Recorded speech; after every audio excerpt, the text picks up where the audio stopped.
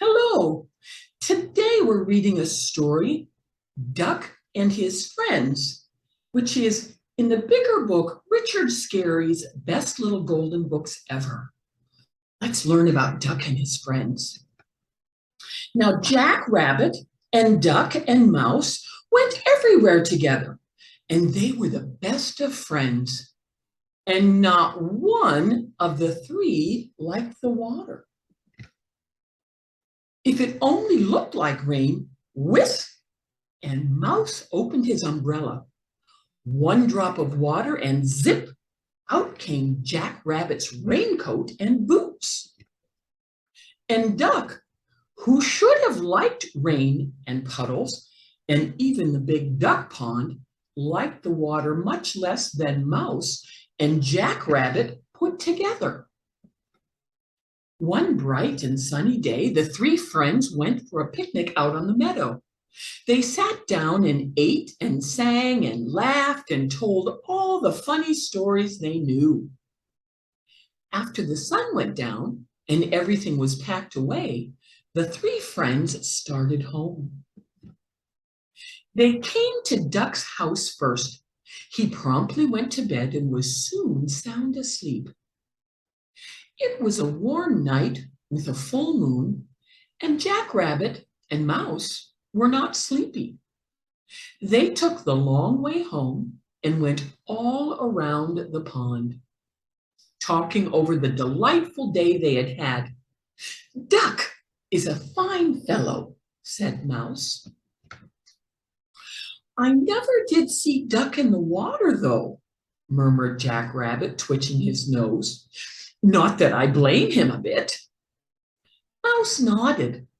"Nor I," he said. "But of course, it's different with ducks. A duck really is supposed to swim. All the other ducks think he's a fraidy cat." "I wish that Duck did like to swim," sighed Jack Rabbit. "We ought to do something." And the two friends thought and thought. "I think I know a way," Mouse cried at last. He whispered a daring plan into Jack Rabbit's ear. "I can't do that," Jack Rabbit said, and he shivered and shook his head. "Why not? Duck is our friend," said Mouse. "We must help make a duck out of him." He whispered some more, and at last Jack Rabbit agreed. All that night, Jack Rabbit and Mouse worked. They sawed logs and hammered nails and tied ropes and hurried about.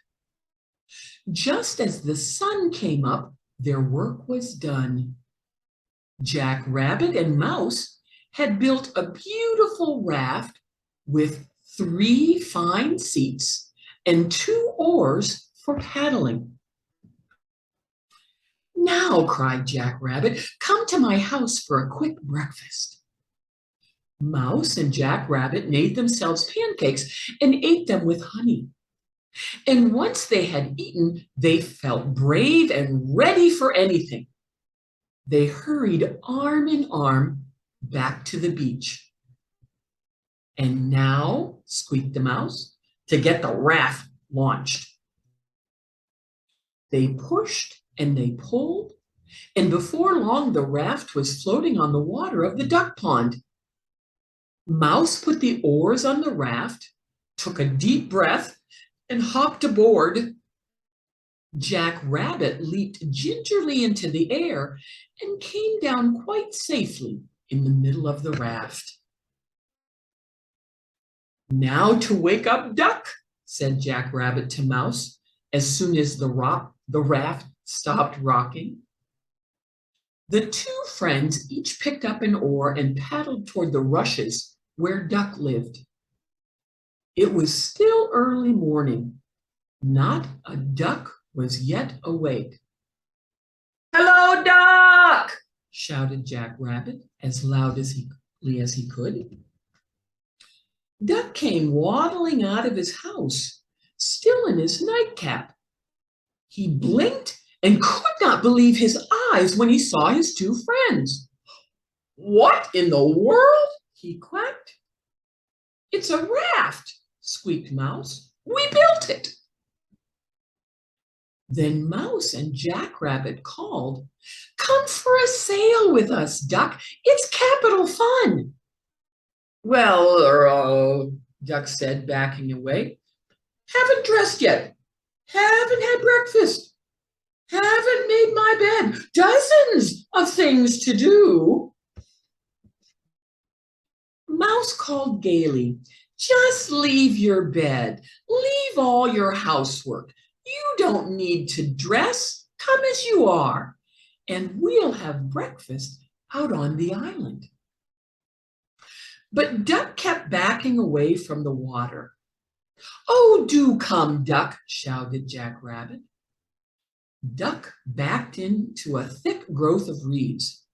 "No," he said stubbornly.